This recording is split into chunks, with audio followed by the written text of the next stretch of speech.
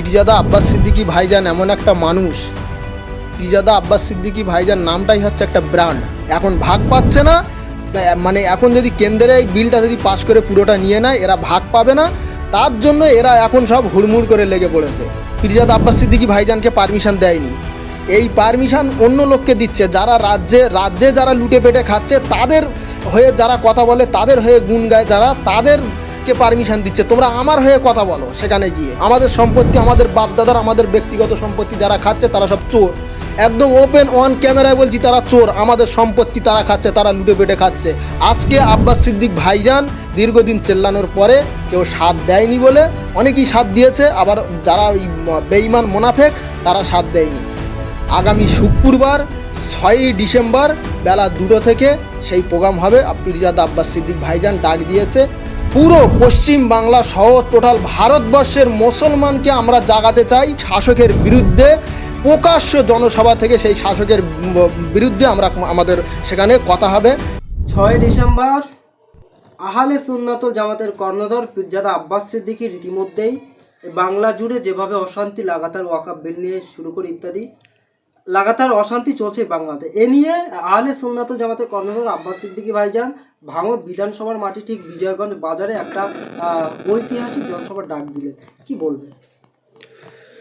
দেখেন, পীরজাদা আব্বাস সিদ্দিকী ভাইজান সম্পর্কে প্রথমে দুটো কথা বলি। পীরজাদা আব্বাস সিদ্দিকী ভাইজান এমন একটা মানুষ, পীরজাদা আব্বাস সিদ্দিকী ভাইজান নামটাই হচ্ছে একটা ব্র্যান্ড। এর আগে পীরজাদা আব্বাস সিদ্দিকী ভাইজান সেই 2014-15 থেকেই ওয়াকফ সম্পত্তি নিয়ে চেল্লাচ্ছে, ওয়াকফ বাঁচাও, আমাদের ওয়াকফ সম্পত্তি মুসলিমদের ব্যক্তিগত সম্পত্তি, এই সম্পত্তি আমাদের বাঁচাতে হবে। নয়তো একদিন এমন দিন আসবে এই সম্পত্তি চোর গুন্ডা বদমায়ে যারা আমাদের রাজ্যে আমাদের দেশের মাথায় বসে আছে, শাসকে বসে আছে, তারা সব নিয়ে নেবে। 2014-15 থেকে চেল্লাচ্ছে, তখন কেউ অতটা সাড়া দেয়নি ভাইজানের ডাকে। এখন রিসেন্ট দেখছি কয়েক মানুষ টুপিধারী পীরজাদা নামধারী, তারা এখন কলকাতায় এখানে সেখানে এখন আন্দোলনের নাম শুরু করছে।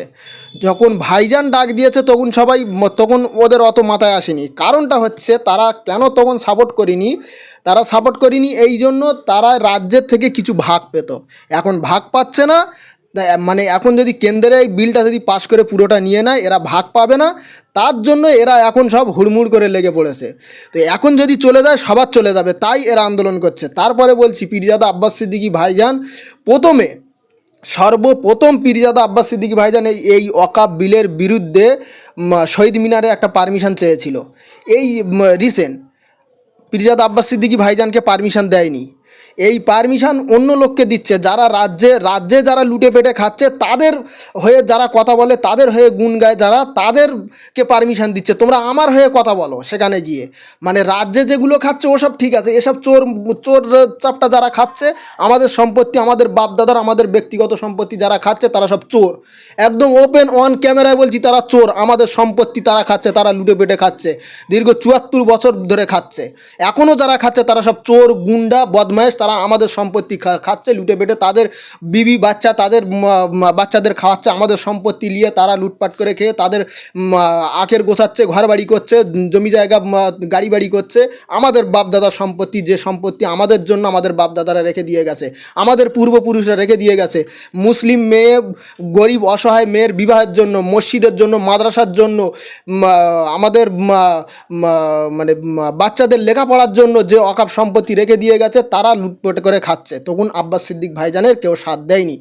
আজকে আব্বাস সিদ্দিক ভাইজান দীর্ঘদিন চেল্লানোর পরে কেউ সাথ দেয়নি বলে অনেকেই সাথ দিয়েছে, আবার যারা ওই বেঈমান মোনাফেক তারা সাথ দেয়নি। তাই আব্বাস সিদ্দিক ভাইজান এই সর্বপ্রথম এই ওয়াকফ বিলের বিরুদ্ধে ভাঙড়ে আগামী শুক্রবার 6ই ডিসেম্বর বেলা 2টো থেকে সেই প্রোগ্রাম হবে। পীরজাদা আব্বাস সিদ্দিক ভাইজান ডাক দিয়েছে। এই প্রোগ্রামে আপনারা দেখবেন, আপনার মিডিয়া পার্সন সেখানে থাকবেন, মানে ঐতিহাসিক জনসভা হবে।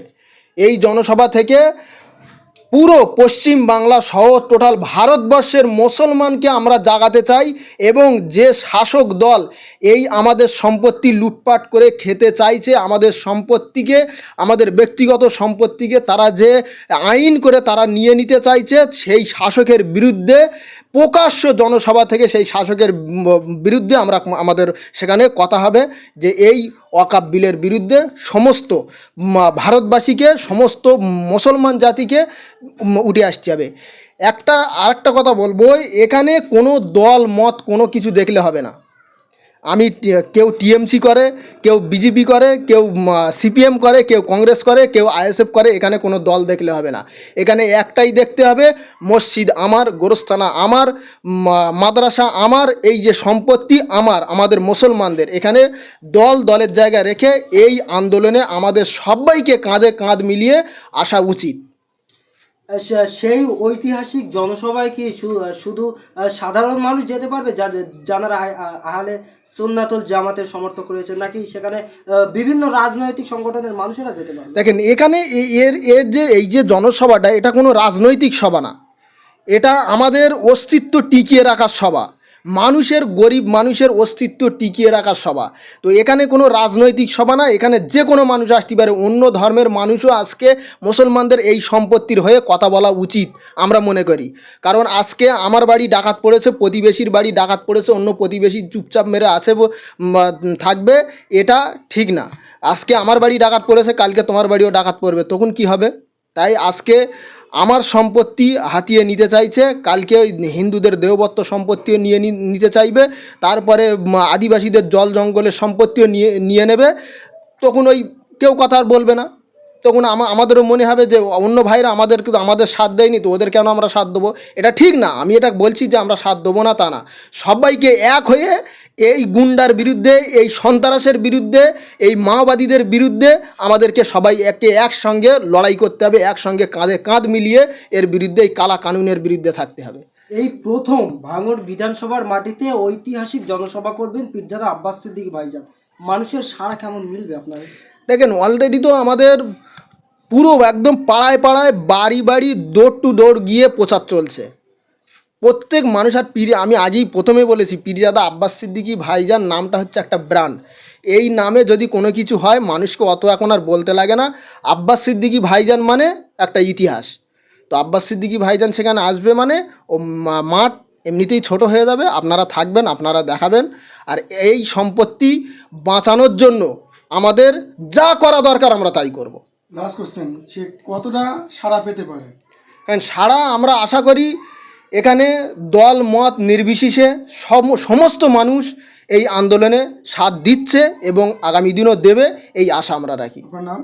আমার নাম আমিরুল বাগ।